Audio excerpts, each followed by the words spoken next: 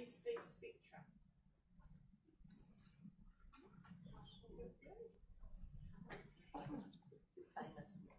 Today we have our experts here. We have Sarah and Gabby, and they've come to talk to us, and so we're just going to do a bit of a question and answer session, and then I'm sure they'll be able to answer some questions as well.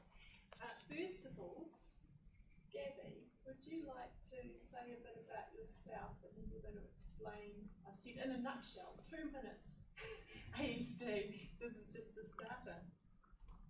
Okay, about myself first. Yeah. Okay. Well, I'm Gabrielle Hogg. Some of my background, okay, I was an underachiever in high school, full stop. I shouldn't even be at university right now, according to all the professionals back then. However, I am the Attitude Youth Award winner in 2011.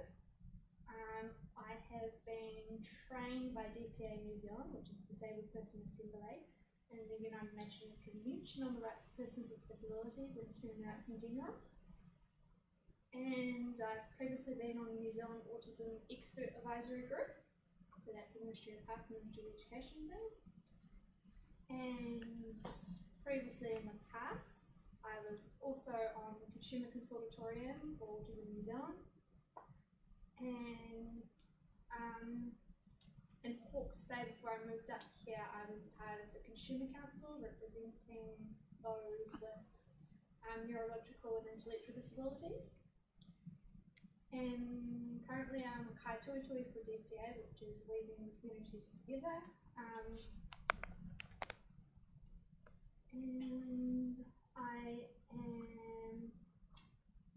I done the Be Leadership program with Be Accessible last year, so now I'm a Be alumni, so I'm quite out there with all my social connections. So what is ASD in a nutshell? 2 minutes I've got, and I can only tell you very, very, very, very briefly. It's like a snippet of what ASD is like to live with. So basically ASD stands for Autism Spectrum Disorder. Now, some of the terminologies you may have heard of is autistic disorder, classic autism, Asperger's syndrome, or persuasive developmental disorder not otherwise specified. Now, all those conditions are just called ASD now because they all realise that it's all interconnected one another and you cannot separate the stuff out anymore, so it's just ASD. We've all got triad of impairments. We have different degrees of severity. In the two domains which they diagnose us in, which I call the Bible. Basically, ASD, they don't know what causes that, so there is no genetic test to say, oh, you've got ASD, or you've got this or whatever, so it's all based on observation and behaviours. So basically, I like to term it a neurodevelopmental complex disorder, basically, because we are all very complex and unique, but we all don't look the same as one another. So we could have someone over in that corner over there talking excessively on their topic, on their favourite special topic, which could be mathematics. But yet, in a nutshell, they'll have crap social skills, so they wouldn't know when to shut up, basically. They wouldn't be able to read your body language. So they wouldn't know if you were interested in what they were talking about or not. And so you would have to tell them, we've got 5 minutes to talk on this topic before we have to move on. And then at the other extreme end, we have those that are completely non-verbal, that find it very hard to communicate to another individual. And it was previously thought that individuals that were non-verbal, they didn't have any intellectual abilities at all. But as recent research shows, and as we learn more about ASD, we are learning that only 20% of those with classic autism have an intellectual disability as well. And that's because we are teaching children at a young age, argumentative and alternative communication systems and able to them to communicate. So overseas, in universities, and some of the top universities, we have some individuals that are completely non-verbal with autism going to university and studying psychology and social sciences and other types of fields, and they communicate primarily non-verbally by typing. And some people may think, well, how can they do that? And there's a lot of judgments over that, but it's actually their own thoughts. No one has told them what to write or what to do. It's like that. But then we have the very extreme end where they do actually have an intellectual disability as well. And those can be one of the very extreme complex cases that you wouldn't see at a university. And then we have the people that are kind of in the middle of the spectrum, where we kind of got good communication skills to a degree, but not so much like someone without autism has. So we would still be evident of having language delays, but we would still understand what we're doing. So, so we could still go to university, but it just takes us a lot longer to learn the material and to understand it. Doesn't mean it's wrong or anything like that. And then there's evidence of social skills problems more than those at, say, the Asperger end of the spectrum. So it's more pronounced, and they're more likely to want to be by themselves rather than being with a group of people. And my time's up for 2 minutes. So that is just 2 minutes, well, easy. A glimpse of ASD. So if you want to know more about it, I would actually say to look up Dr. Paul Taylor's book on Autism Spectrum Disorder, which is a very brief introduction to ASD. He's a paediatrician in New Zealand. He's currently retired, but it's a very good, thorough book to read on ASD. So. We have recently started an ASD group on campus, and it's awesome, That's very good. It's very good. Because I'm in it.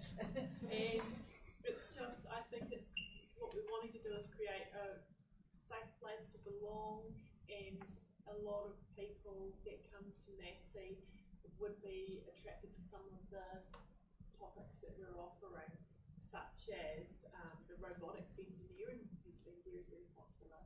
And so people on the spectrum, they might not need your help specifically academically, but socially, I think the word was crap, wasn't it? Yes. Socially, the social skill can be a bit crap. It can impact in so many different ways. Yeah. And thinking about the classroom, I want to ask you ladies a few things. So I'm just going to play devil's advocate here.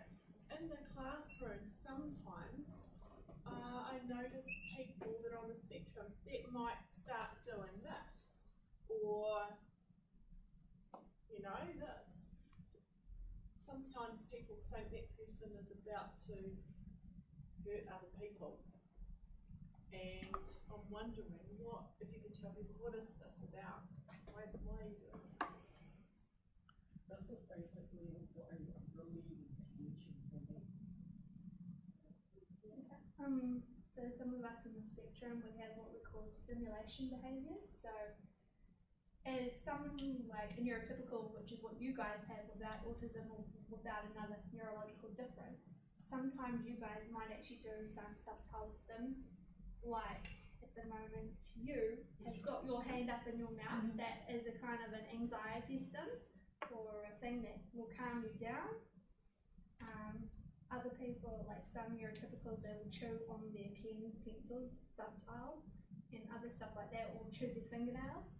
But for us, it's more pronounced, it's more intense. We can rock, we can flap, we can walk backwards and forwards. We can actually stim with our questions that we ask. So we can repeatedly ask the question over and over again, but want the same answer in the exact same way over and over again. Yeah, I seem to like that. And so a lot of that is it's a way to calm us down. And if if someone tries and stops us from doing it, that is when a behavioural outburst will actually happen. So it's more important to let us have times in the day in order to stim, in order to calm down, have a functional day at university or wherever we are. So when you're stimming, is it that you do need to calm down, or could you be stimming because you're really interested in what the lecturer is just about to talk about? I could be stimming because I'm interested in what the lecturer is talking about. Then I would ask the same questions again and again and expect the same answer. Hey, Emily. Yeah, so so for some of us, those stimulation behaviours could be we are excited over the topic you're talking about, and so that's a good thing, you're engaging us, and so just let it happen. And other times it could be we may be distressed about a particular sound in the classroom or something else. Like in my lectures, I get really annoyed when people click their pens over and over again, or talk throughout the lectures, or have their cell phones beeping. Even if it's on vibrate, I can still hear it going off because my ears are so noise sensitive. So like for you lot out there, you guys can filter all that out, we can't. So we have to simulate those behaviours in order to mask what we can't filter out. And what about loudness? Sarah, I'm going to ask you this question. Sometimes I notice a lot of the time, Sarah, you're very, very loud with your tone. Are you angry a lot of the time, or are you just loud? What's going on? No, with that? I'm not angry actually. Too quiet today, Sarah? Sometimes I'm angry, but that's probably because my parents have yelled at me beforehand. I'm not angry at you guys though. That's just my way of telling you I'm in distress. Please don't put me in more distress. Yeah, and I've seen you when you're happy and your voice raises louder and louder too. Yeah, I get happy, so basically when I get louder and louder, it may just be because I'm excited about what you're talking about, or it interests me. Do you know that you're getting loud? No, not really. Okay, and these are some of the social skills that in our group, for example, we're working on, is how to notice when all of a sudden we're so excited our voice has gotten very loud, or just a little bit more of that self-awareness, or how to reduce asking the same question over and over. That's very difficult. Yeah, it's really hard. Yeah, so some of us on the spectrum, we like to call that as meaningless deaf. We're not actually deaf, but we don't always notice whether our voice is raising or lowering. And it's the same when we're trying to listen to someone else, which is kind of an auditory processing issue to do with the brain rather than the ears itself. So sometimes it might be better to say to the individual, lower your voice, we're inside now, and stuff like that. You have to be exact with your wording of what you want us to do, not what you don't want us to do, but what you want us to do. Yeah, if you don't read the read, then we'll just not understand or ignore you. Misunderstand. Yeah. Sometimes things can be taken literally. So if someone says, "Oh, maybe don't ask me a question," you might not ask a question for the rest of the semester because the person don't ask me questions. So maybe checking in. And what I'm thinking is a really good idea for people on the spectrum that are willing to is to talk to the lecturer or the other support workers, people at Massey staff, and just say at the beginning of the semester, "I'm on the spectrum." I think it's going to be quite a good idea to let people know. And then Health and Counselling can offer support and guidance as well. Yeah, some of the other things that a university is doing overseas is that when someone on the spectrum comes into university saying that undergraduate degrees, they actually buddy them up with a master or a PhD student to be their kind of social buddy at the university, which I think might be a good thing to do in New Zealand as well. And I think something that's interesting just to add, if you have ASD, it doesn't mean that all your behaviours may just be ASD. People with ASD can also suffer from depression, anxiety, they can have coexisting disorders, they also can have ADHD and that sort of stuff. And you have to understand as well that neurological conditions such as ASD, ADHD, means that the world functions as a neurotypical world, and there are societal expectations around your neurotypical function. I'm quite a high-functioning ADHDer, but we cannot and do not socially function as we should according to neurotypical function. So people with ASD, ADHD, even dyslexia and other neurological disorders it's a disorder because we're not normal, but to us we're just normal. Yeah, it's a hardwired difference. It's a hardwired difference. Yeah. And so we get filthy looks, Yeah. we get told off, Yep. we get told to be quiet. A lot of ADHD and ASD features are similar. We are expected to fit into a neurotypical world, and it's really hard at university. Yeah. So sometimes, and because we have these neurological differences, it's actually twice as hard for us. Like, it's twice as hard for us to learn, but it's also twice as hard for us to recognise social function and change. So ASD and ADHD are different, but both have different social functions, and dyslexia and the different neurological disorders. But there is a massive expectation. It's twice as hard for us to change, but we are expected to fit into a neurological world.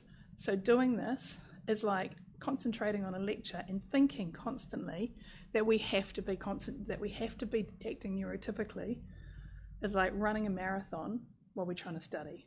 It's like trying to think of doing one thing and doing something else. Would that be, what do you reckon? Yeah, pretty much, yeah, basically. And sometimes individuals, females in particular, show different traits to male with ASD, so we're going to act differently. So sometimes it might not always be picked up when we're in high school or childhood. So it might not be when we come to university when there are higher demands or an individual that when you guys may be going, what could this be? And at the moment, currently, the Ministry of Health, they don't actually have a proper way to diagnose adults on the spectrum or even ADHD. So we actually have to go out and fund an assessment ourselves, which can be difficult for some of us, because most of us, we don't have the funds. So Cool. All the time as students. I just got a couple more questions. So today's about being at risk. What do you think are some of the risk factors? Well, why would you be at risk at university? for myself, I think some of the risks of being at university is social isolation.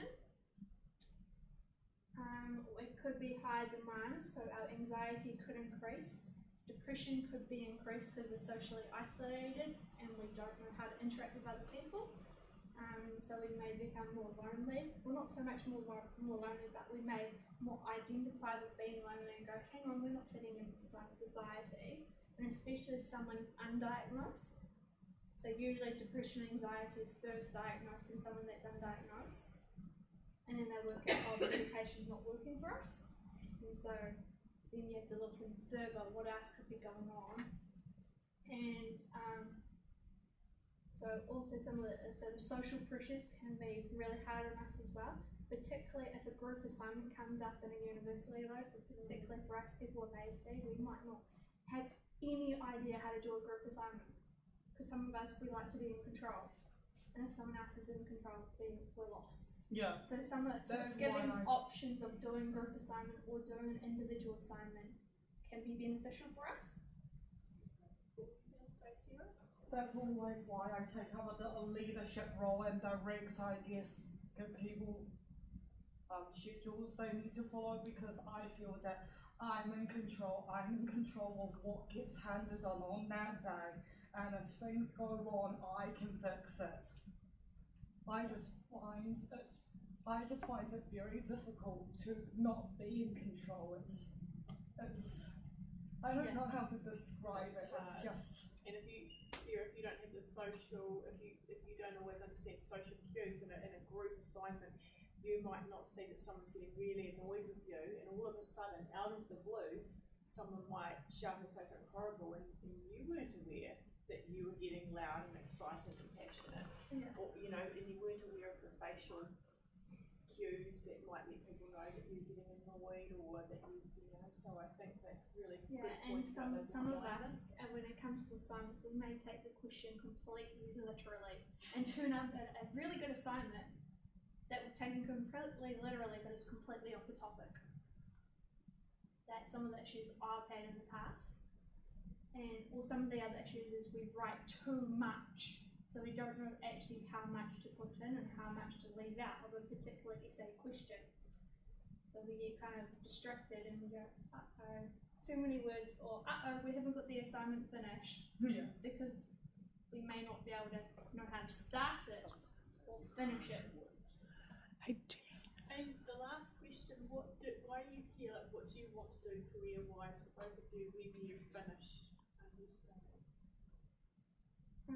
For myself, I'm doing a Bachelor of Science in Human Nutrition and a minor in Psychology because I believe taking a holistic approach to neurological differences can enhance our functional well-being, not in all cases, but that's what it's like for me. And if we can actually change someone's life to have a more functional life in society, well, then we're going to have a better society because we're going to be able to have the abilities to go out and get jobs, and we're going to contribute economically, and it's to help the families as well to understand their children is what I want to do.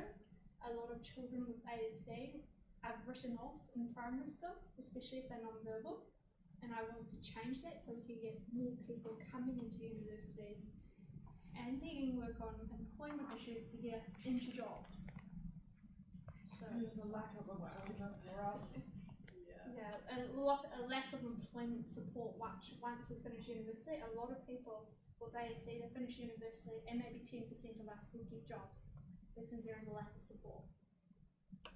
But just so you know, there are massive articles being written, the tech world, marketing world, out of in Silicon Valley is highly filled with people with ASD, ADHD, and it is being highly recognised as a trait that is highly sought after in specific either tech worlds, in idea generation, and where people need to really hone in and do some things. So these type of things that are disorders are actually becoming quite sought after. Yeah. So it's interesting to know. And there's a particular trial of thing that's happening overseas. I was talking to Dr. Catherine Ward last year, who was at the Autism Conference, who basically was on the committee that done the new DSM criteria for ASD. And over there, they've started an internship program for people with ASD without an intellectual disability.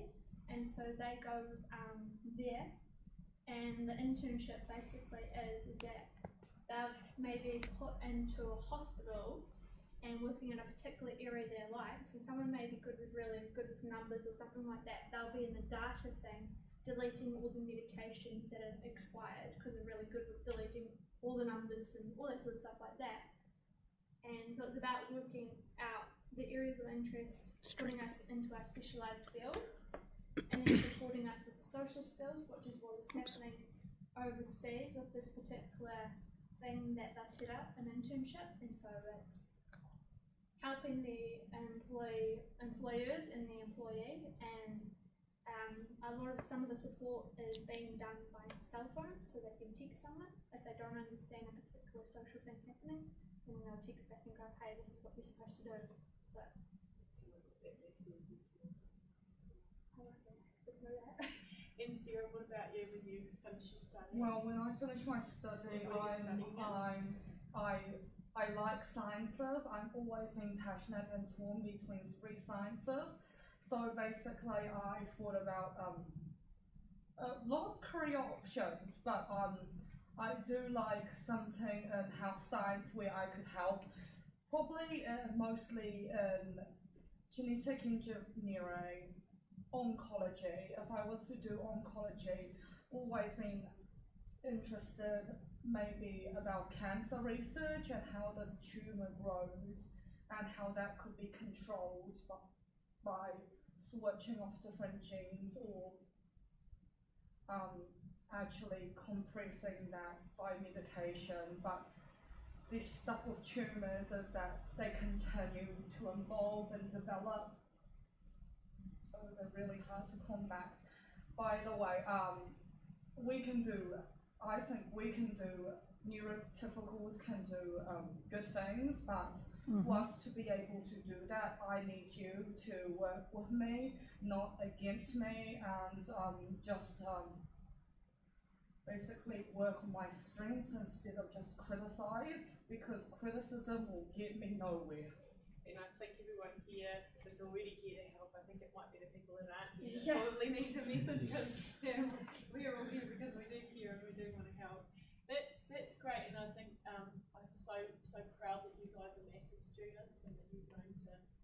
carry on and hopefully do some great So stuff. it's developing a partnership with the student, the university student in your classroom, build up that level of relationship so we can actually trust you. If we have no trust, then we don't know how to work with you. Thank you so much for coming in, ladies.